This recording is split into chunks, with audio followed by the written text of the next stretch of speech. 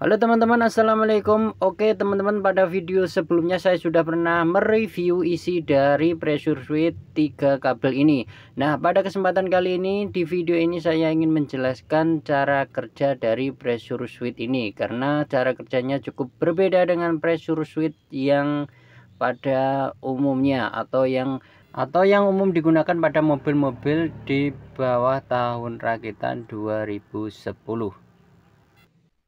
Jika teman-teman suka video ini, silahkan klik like dan subscribe. Terima kasih. Oke teman-teman, di sini saya sudah membuatkan skema sederhana mungkin supaya teman-teman bisa memahami apa yang saya sampaikan. Oke, di sini saya akan menjelaskan cara kerja pressure switch AC 3 kabel. Di sini juga sudah ada keterangan, nanti saya akan menjelaskan keterangan-keterangan ini. Oke, di sini saya jelaskan sedikit tentang skema yang saya buat ini. Ini adalah simbol dari pressure switch-nya. Ada 3 pin, 1 2 3. Kemudian ini saya simbolkan sebagai ECM atau ECU-nya. Ini kompresor. Kemudian extra fan, 1 extra fan 2 speed ya. Kemudian yang kotak-kotak ini adalah relay.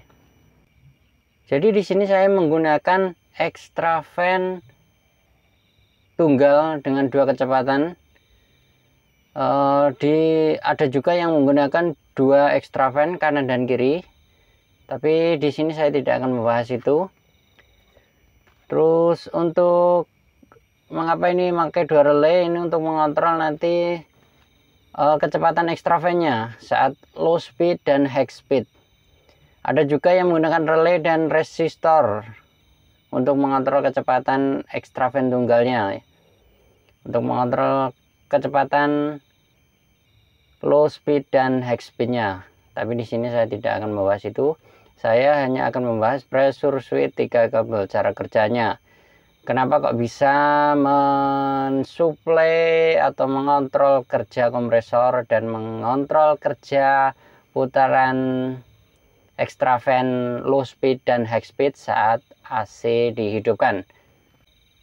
Oke teman-teman, langsung ke pembahasan saja. Di sini saya mulai dengan pin-pin yang ada di pressure switch 3 kabel ini. Yang pertama itu ada ground. Kemudian yang pin tengah itu adalah voltase outnya yang akan dikirim ke ECU untuk mensuplai, memberi sinyal kerja ke kompresor dan extra fan. Terus yang pin ketiga yang paling atas ini adalah posisi kancingnya ya, kancing soketnya di sini. Jadi urutannya dari sini, sini, sini. Ini adalah voltase in 5 volt, bukan 12 volt. 5 volt. Yang masuk ke sini 5 volt. Oke, sebelum saya akan menjelaskan keterangan ini tentang tekanan pressure-nya, saya akan menjelaskan sensor yang ada di dalam pressure switch 3 kabel ini. Oke. Komponen yang ada di dalam pressure switch 3 kabel tersebut adalah seperti ini ya teman-teman. Ada IC dan beberapa resistor kecil-kecil seperti ini. Jadi tugasnya IC ini adalah mengontrol atau membaca dan mensuplai voltase yang keluar, membaca tekanan pressure refrigerantnya atau freonnya, kemudian menghasilkan voltase yang akan dikirim ke ECM. Nah, di sini di belakang IC ini ada bagian tengah seal O-ring ini adalah sensor tekanan, yang sensor tekanannya ada di dalam sini. Oke. Sudah bisa memahami ya teman-teman. Kemudian kalau sudah, ini saya lanjut ke skema yang tadi yang di awal video.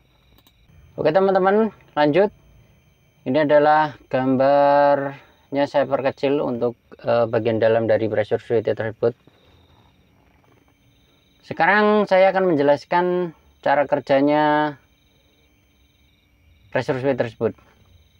Jadi saat pressure switch ini mendapatkan tekanan di bawah 28 PSI,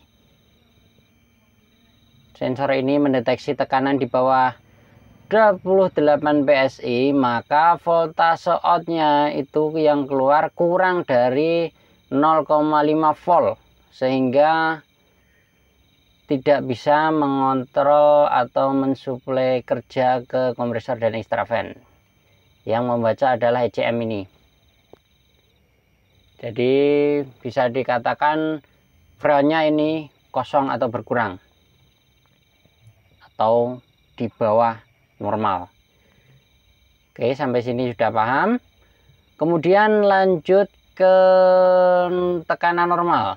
Nah, misalnya refrigerannya atau freonnya sudah diisi, kemudian dia sensor ini mendeteksi tekanannya di atas 28 PSI sampai 215 PSI.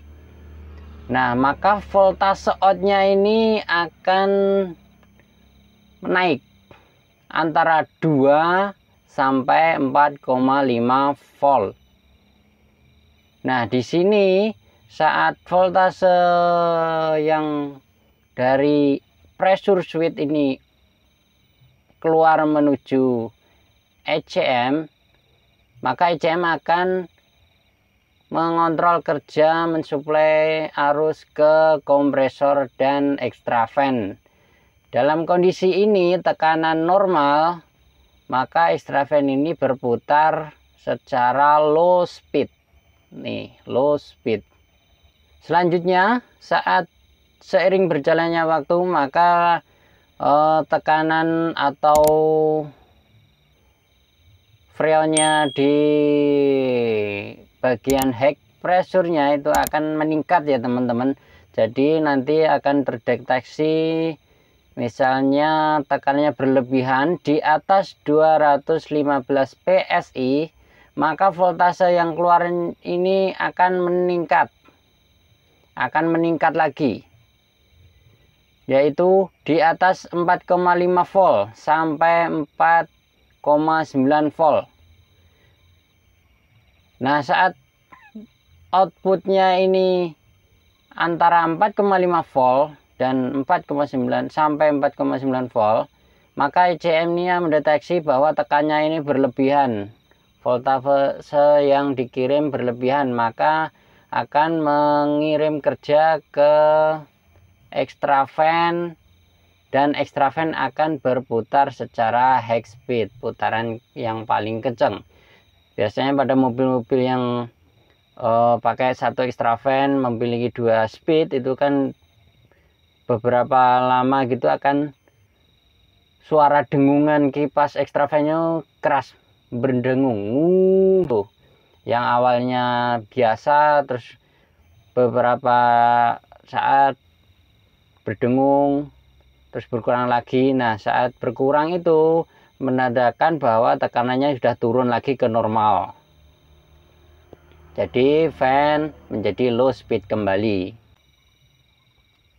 Kemudian saat tekanannya berlebihan atau over pressure, yaitu tekanannya di atas 455 PSI, maka voltase yang keluar dari pressure switch yang menuju ECM itu juga berlebihan, yaitu kurang lebih 5 volt atau di atasnya. Maka ECM akan menonaktifkan sistem AC, menonaktifkan sistem kerja AC, terutama ke kompresor. Jadi mendeteksi tekanan berlebih, otomatis kompresor tidak jalan. Karena jika dipaksa jalan, maka akan sangat berbahaya atau over pressure, tekanan berlebihan yang sangat tinggi, sehingga bisa menimbulkan kerusakan di beberapa komponen termasuk kompresor itu sendiri. Makanya di sini sistemnya ini didesain sudah sangat canggih sekali ya teman-teman, supaya mengantisipasi kerusakan-kerusakan yang disebabkan karena abnormalnya kerja suatu komponen. Nah, tekanan berlebih ini banyak faktor ya teman-teman. Bisa karena extra fan-nya ini rusak, atau lemah atau sudah tidak berfungsi atau mati.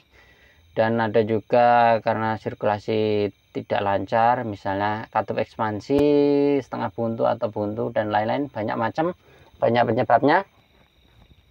Jadi kurang lebih seperti itu cara kerjanya.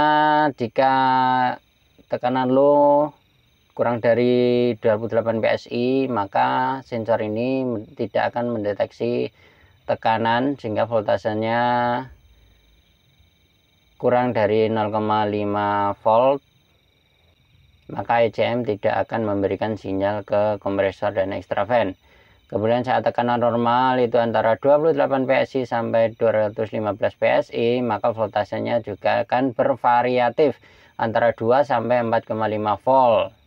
Saat kondisi ini tekanan normal, maka kompresor dan extra fan berjalan secara normal. Untuk extra fan-nya itu berjalan secara low speed. Untuk voltasenya ini juga bervariatif. Misalnya ini terdeteksi di sini tekanannya 150 SI. Mungkin voltase yang keluar itu antara 3, sekian volt begitu. Kemudian saat high pressure, tekanan tinggi berlebihan itu antara 215 PSI ke atas, maka voltasenya juga akan naik di atas 4,5 PSI, di bawah 4,9, maksud saya 4,5 volt, di bawah 4,9 volt. Ini juga bervariatif, bisa 4,6, bisa 4,7. Maka fan akan on high speed untuk mendinginkan kondensor, sehingga tekanan yang mengalir yang terdeteksi oleh pressure switch itu menurun sampai normal kembali ini di titik ini. Jika ada yang tidak normal, maka tekanan akan selalu naik sehingga bisa over di atas 455 PSI. Maka sistem AC akan menaktifkan, maksudnya ECM akan menaktifkan sistem AC. Jadi skema sederhananya seperti ini ya teman-teman. Mungkin bisa dipahami, semoga bisa dipahami tentang skema dan penjelasan saya, karena ini menurut saya juga nggak terlalu rumit. Asal kita mau belajar, itu banyak sumber untuk belajar tentang kelistrikan seperti ini. Share browsing di Google, di YouTube banyak udah yang tentang kelistrikan otomotif khususnya, termasuk di AC juga. Oke, jika teman-teman suka video ini silahkan klik like dan subscribe ya teman-teman, dan share video ini ke teman-teman yang lain supaya teman-teman yang lain mengetahui tentang informasi ini. Oke, semoga bermanfaat, semoga sukses selalu untuk teman-teman semua. Oke, selamat berjumpa lagi di video selanjutnya. Saya akhiri, wassalamualaikum warahmatullahi wabarakatuh. Terima kasih.